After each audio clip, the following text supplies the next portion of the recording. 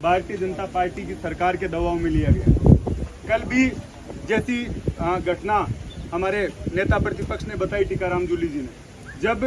हम ये मांग कर रहे थे कि कानून मंत्री ने अपने बेटे को गलत तरीके से नियुक्ति दी है, इस पर हम विपक्ष के नेता बोलना चाहते हैं और इस पर मंत्री जवाब दें, तो स्पीकर ने कहा आप अपनी सीट पे जाइए और मैं आपको व्यवस्था दे रहा हूँ। जैसे ही हम लोग सीट पे आए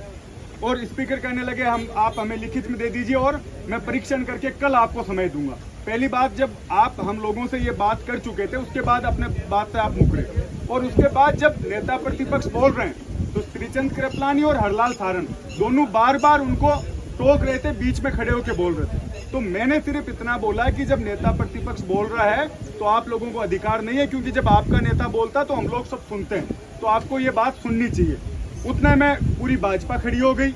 और स्पीकर साहब को पता नहीं पहले से ये तय करके आए थे, क्योंकि उन्होंने पहले भी 2-3 बार यूँ कह दिया कि आप शांति से बैठ जाइए, क्योंकि भाजपा के मंत्री जवाब दे नहीं पा रहे। विधानसभा में पूरी तरह से भाजपा सरकार फेल हो रही है, उसको बचाव कैसे किया जाए, इसको लेकर पूरी जिम्मेदारी स्पीकर ने अपने ऊपर ले रखी थी। पहले से बार बार ये कहते विश्वविद्यालय से आए हुए छात्र नेता तुम सुधर जाओ, तुम्हें सस्पेंड कर दूंगा, और जिस तरीके से बिना वोटिंग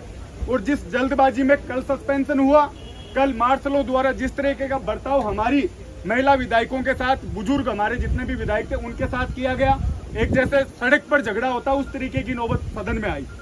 और उसके बाद गतिरोध तोड़ने की बजाय भाजपा सरकार, भाजपा के मंत्री और स्वयं स्पीकर आज उनका बयान देखिए कि कांग्रेसी, जब आप उस पद पर हो तो आपका ये दायित्व बनता है कि पक्ष और विपक्ष आप भाषा का उपयोग करें।